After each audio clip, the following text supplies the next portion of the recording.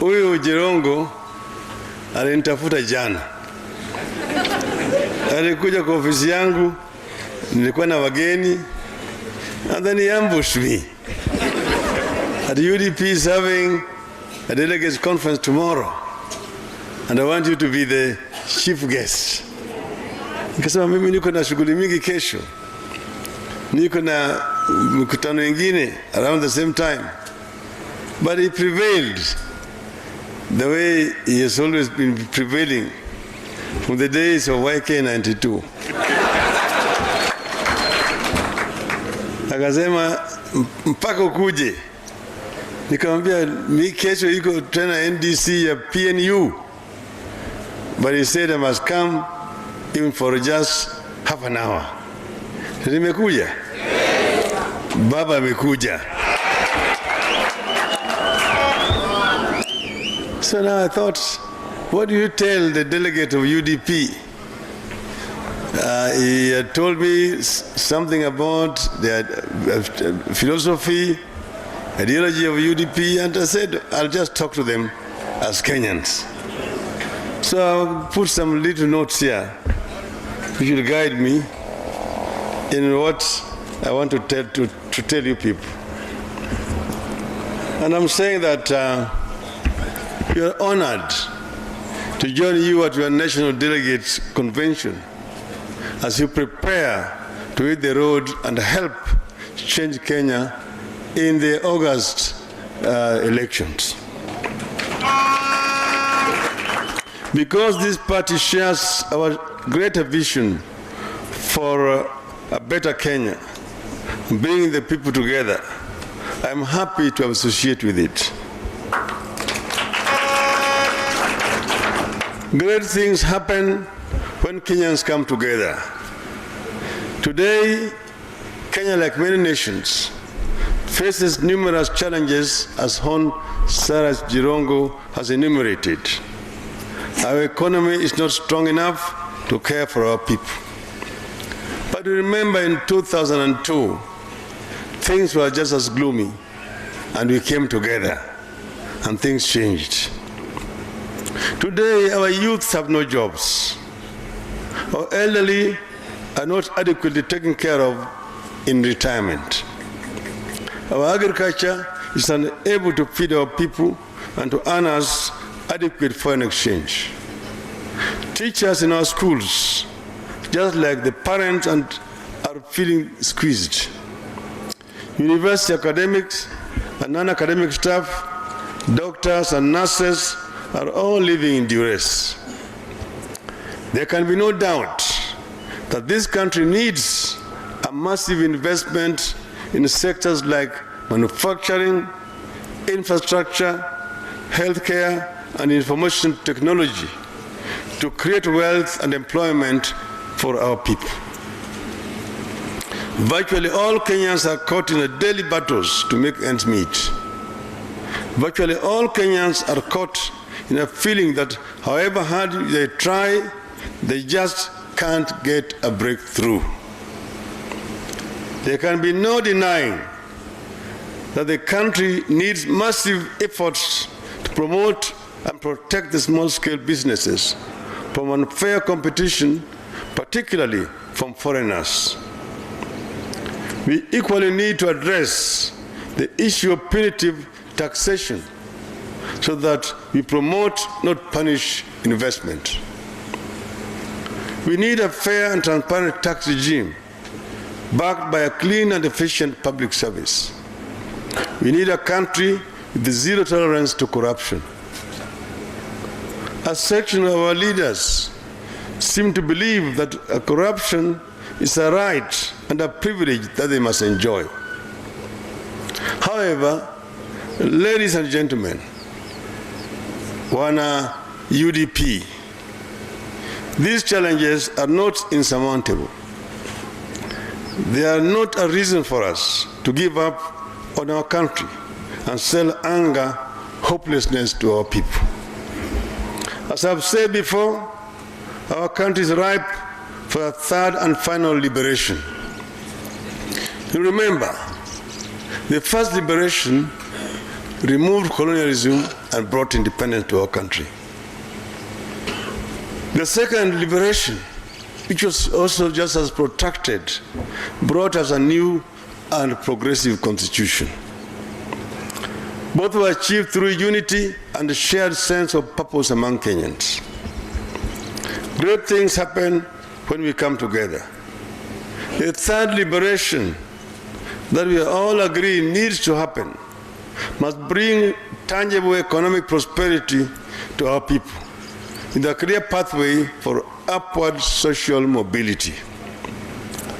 Like the first two liberations, the third liberation will require unity of purpose and clarity of direction. That is the vision of Azimio la Umoja. Hiyo ni shabaha la Azimio la Umoja. We are determined to create the political and ideological unity that we require to confront the problems affecting our people. Our plan includes rolling out an all-out war on poverty and unemployment in Kenya, tackling healthcare challenges through more hospitals, more doctors, more well-paid and motivated health workers, and insurance, health insurance. We plan to create a broadly shared and widely supported vision on education of our children, with more schools, more trained, well-paid and motivated teachers, and focused learners. We have planned for a broadly shared vision to help each and every Kenyan citizen fulfill their basic hopes and hopes for a fair chance of upward social mobility, a full-time job on full-time pay, decent homes, good schools for children with good teachers, and security when faced with sickness or unemployment or old age. We have plans for a fair deal, particularly for our vulnerable citizens like single mothers, widows, the disabled, and the elderly.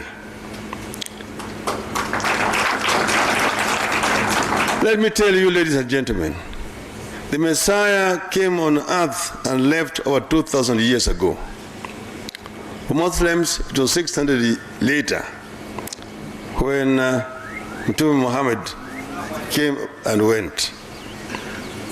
There is no Messiah here in Kenya or anywhere else on earth. No single man or woman can claim to be able to single-handedly fix the many problems facing this nation. We have to do it together. We believe that to address the problems afflicting our people in a sustainable manner, we must meticulously cultivate an inclusive political establishment and use it to pursue our aspirations, confront our nightmares, and denounce our prejudices. I believe the United Development Party shares this vision. And yet today, there are so many angry, lone voices in the wilderness, touting solutions that have never worked anywhere. The ultimate snake oil as cures to our nation's problems. Some of these leaders have failed us before. They will fail us again. I want to remind the people of Kenya that when the National Rainbow Coalition took over in 2003, our economy was growing at 0.something percent. We had hit a rock bottom. Donors had cut funding to Kenya. Corruption was our best performing industry. Strangely, some of the people who handed us to us an economy running at 0% in 2003 are now lecturing us on how badly our economy is doing and how good they can be in fixing it. What a shame. What a lie. All the Kenya Kwanza principles were in or were associated with the government that in 2003 handed over to Kenyans an economy that was stuck at 0%, a dilapidated infrastructure, a collapsing education system, a dead health sector, and a horrible international image. What can they do now to fix our problem? What have they ever fixed in the past? As President Uhuru Kenyatta was being tasked to defend an economy run to the ground in 2002, as presidential candidate, he was an outsider. He had hardly been at the center of acts of commission and omission that led to the mess. The men who were at the center of that mess and who made him lose the 2002 election are now deluded and delusional principles of the Kenya Kwanza. Just look at the front row at their rallies. They are all seated there shouting, economy, economy, economy. The grand unity in the NAC helped fix the 0% economy they bequeath us. Unity under the grand coalition helped us fix the economy that the post-election violence bequeathed us. My unity and handshake with President Uhuru Kenyatta in 2018 brought stability to our land. It gave the president space to work for Kenyans. It ended the era of blackmail, endless politicking, and threats he was being subjected to. The hostage takers fled when the handshake happened, and the country has been able to move forward. So when we say we have the will and the experience required to fix our country, the other side should listen, trust, and obey. They have a record of wrecking the country. We have a record of fixing the country. With the unity, we shall never fail. I wish you well in your journey ahead. I want to say we need to get this right this time. Bring the people of Kenya together. We know where we've come from as a country. We know where we are today. And we know our destination, where we should go. Kenya has been here now for 58 years as an independent country. I was present when they were struggling for independence. And they were saying that, look, we want Mzungu atoke. Let Africa take over so that we can confront three major enemies of our people: ignorance, poverty, and disease. 58 years since independence, those enemies are still there. Some of them have even grown stronger today. Unless we change the direction, another 50 years we shall still be here where we are. Kenya is playing at third division, where it does not deserve to play. It's only in Super League in terms of corruption. This we must change. This we must change. Unless we change this, Kenya will not get anywhere. And that's why we said we must deal first with the issues of poverty. We must get our people to work. And I've said that we start with education. Every child born in our country, irrespective of socioeconomic status of the parents, will get equal opportunity for education from nursery, primary, secondary, tertiary, up to university. And when they finish their education, they will be able to get meaningful jobs, which will help them to change their socioeconomic status. Not pushing wheelbarrows. Not pushing wheelbarrows. And those who want to do business will get access to credit from a fund that we will create so that they can be able to do business and do not have to repay anything until after 7 years, so that they can advance themselves. That for our women and our youth. And we will also empower our people who are engaged in agriculture, introduce smart agriculture, so that agriculture can also be an employer and a rewarding to the farmers. No country in the world does not have subsidized agriculture. Even in the US, in Europe, agriculture is always subsidized. So we will subsidize cheap fertilizer for our farmers and other inputs so that they can be able to make profits out of farming.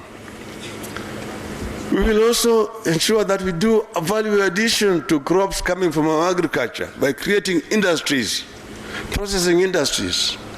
Also industries that will also be able to process our minerals so that we don't have to be exporting raw materials and importing finished products.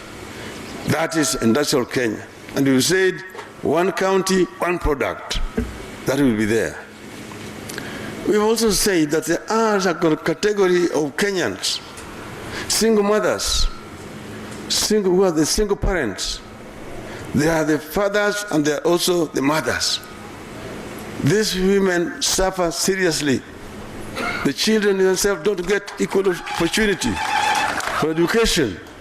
So we said we will treat these people as people who are vulnerable and will get special assistance from the government.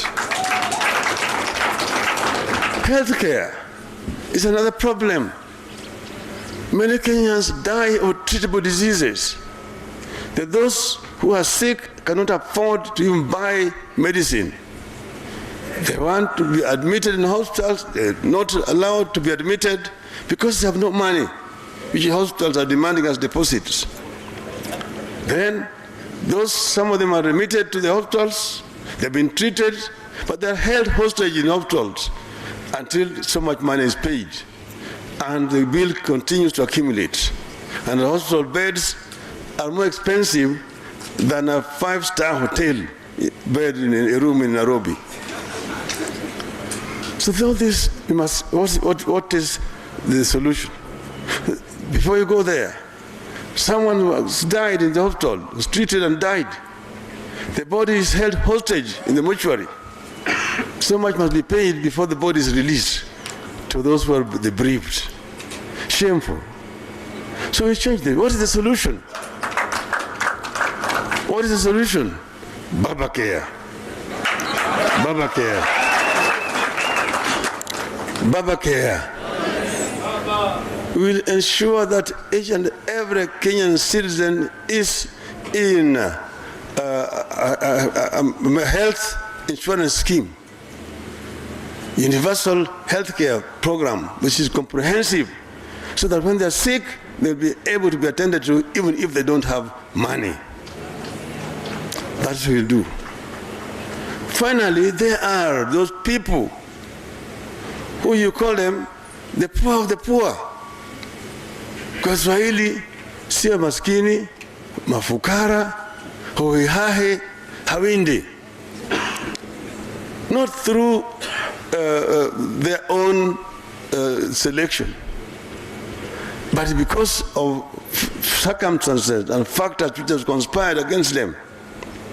Some in the rural poor, farmers, the rains have disappeared, the crops have dried up, so you have got hunger in the rural areas. Pastoralists, the animals have died because there's no water, there's no pasture. And so therefore the children have nothing to eat.